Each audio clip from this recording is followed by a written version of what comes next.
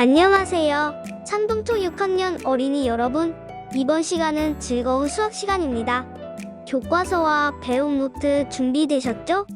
자, 그럼 선생님을 모셔보도록 하겠습니다. 네, 반갑습니다, 여러분.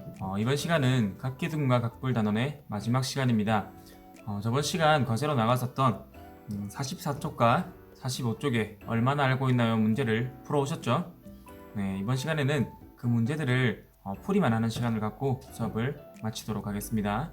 네, 교과서 44쪽을 준비하시기 바랍니다. 네, 오늘의 배울 내용입니다. 각기둥과 각불에 관한 여러 가지 문제를 풀어볼 수 있다.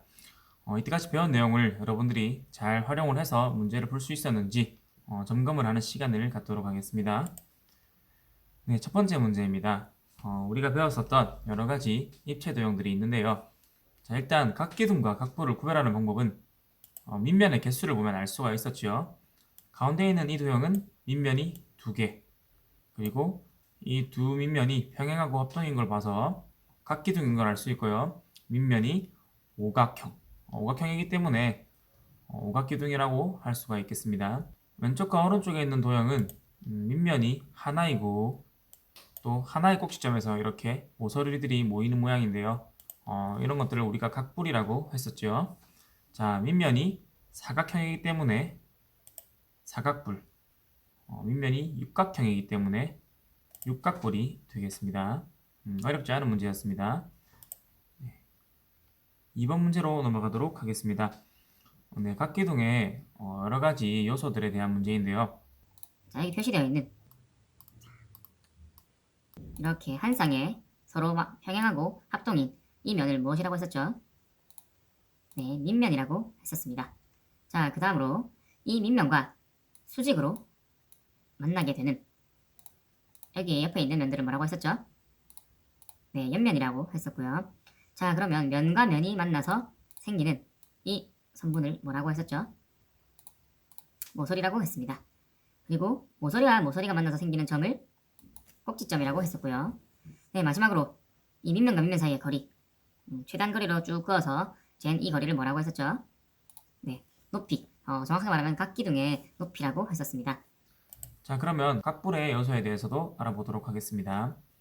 자, 이렇게 네, 여기에 지금 표시한 면을 무엇이라고 했었죠? 네, 밑면이라고 했습니다. 각불은 각기둥과 다르게 밑면이 하나밖에 없었죠.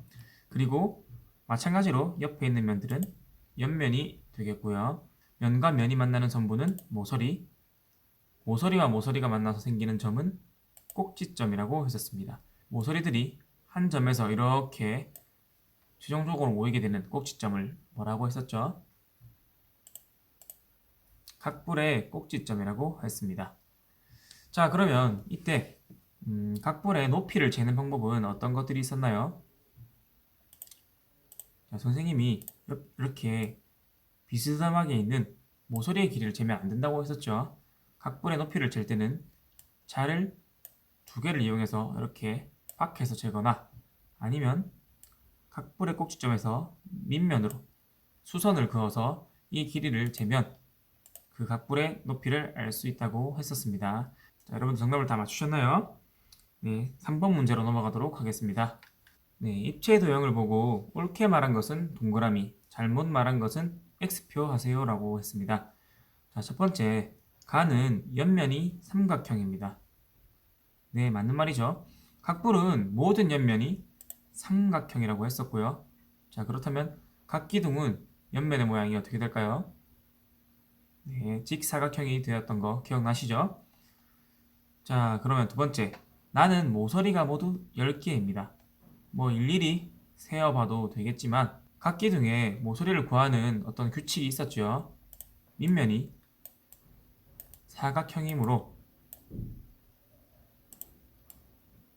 자, 여기에다가 곱하기 3을 하면 전체 모서리의 수를 구할 수가 있다고 했었습니다. 자, 그렇다면 모서리의 수는 12개가 되겠죠. 그래서 두 번째 문장은 틀린 문장이 되겠습니다. 자, 가와 나는 밑면이 사각형입니다. 네, 가의 밑면도 사각형, 각기둥의 밑면, 나의 밑면도 사각형이 맞고요. 자, 가와 나는 옆면의 수가 같습니다. 확인을 해보면 되겠죠. 눈으로 이렇게 세어봐도 되겠지만 밑면이 둘 다 사각형이기 때문에 옆면의 수도 동일하다는 점 여러분도 충분히 추리가 가능하시겠죠. 자, 다음 문제로 넘어가도록 하겠습니다. 조금 어렵게 느낄 수도 있는 문제인데요.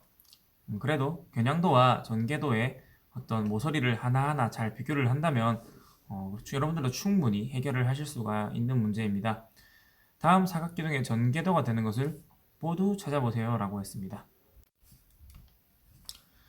네, 사실 이 문제는 여러분들이 직접 종이에 그려서 접어보는 게 가장 확실한 방법이고요.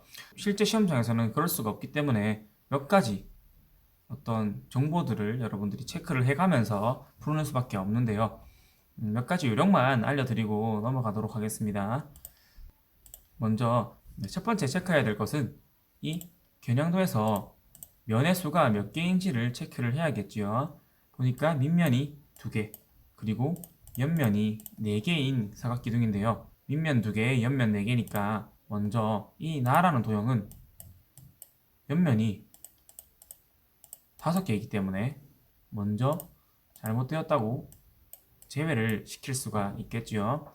자, 나머지 도형들을 볼 때 어떤 것들을 또 체크해야 되냐면 어떤 모서리끼리 맞닿게 되는지를 상상을 잘 하셔야 됩니다.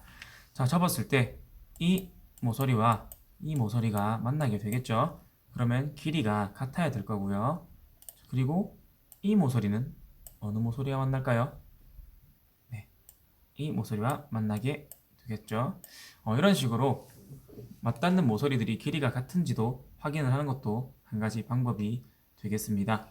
자, 여기서 조금 더 나아간다면 여기 있는 모서리와 여기 있는 모서리가 만났기 때문에 그러면 이 모서리는 어느 모서리랑 만나게 될까요?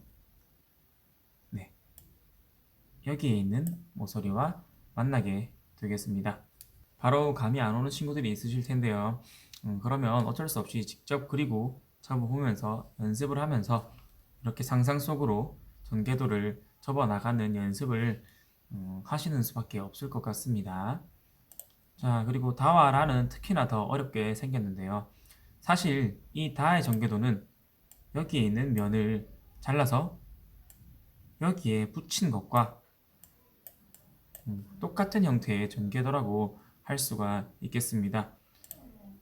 자, 머릿속으로 상상이 되실지 모르겠는데 여기를 살짝 잘라서 얘를 이렇게 슉 돌려서 붙일 수가 있다는 것, 이렇게 했을 때 같은 전개도라는 것도 여러분도 어떻게 인지가 되시죠?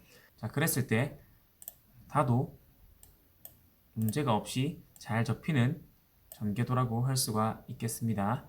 현재까지 가와 다, 이 두 전개도는 올바른 전개도라는 것을 알 수가 있었고요. 네, 마지막 전개도가 조금 복잡하게 생겼는데요.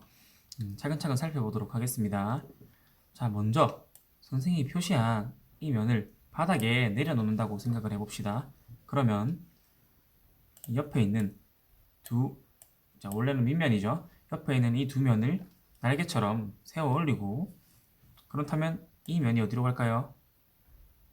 네, 파란색 면이 바닥이었으니까 지금 표시한 이 면은 위쪽으로 가게 되겠죠. 자, 그렇게 했을 때 이번에는 왼쪽의 두 면을 살펴보도록 하겠습니다. 자, 이 면은 이쪽으로 가서 달라붙어서 옆쪽에 배치가 될 겁니다. 그럼 마지막으로 우리가 살펴볼 면은 문제의 이 보라색 면인데요. 이 보라색 면이 어디로 올라가게 될까요? 네, 파란색 이 면을 밑에 배치를 했기 때문에 이 보라색 면은 위로 올라가게 되겠죠. 자, 그러면 어떤 문제가 발생합니까? 아까 표시했던 이 빨간 면과 겹치게 된다는 문제점이 발생을 합니다. 직접 접어보지 않으면 이런 식으로 하나하나 면들의 위치를 확인해 가면서 전개도를 판단하는 수밖에 없겠네요. 그래서 정답은 가와 다가 되겠습니다. 자, 오늘의 마지막 문제입니다. 전개도를 접었을 때 만들어지는 입체 도형의 이름을 쓰고 그 이유를 써보세요 라고 했습니다. 자, 사실은 한 가지의 힌트만 가지고도 어떤 도형인지 충분히 유추를 할 수가 있는데요. 그것이 무엇일까요? 네, 눈에 띄는 두 개의 다각형입니다.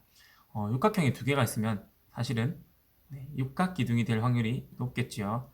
역시나 옆면으로 보이는 것들이 6개가 있는 것을 보아하니 옆면이 6개고 육각형인 밑면이 2개인 육각기둥이겠구나 하는 생각을 할 수가 있겠습니다.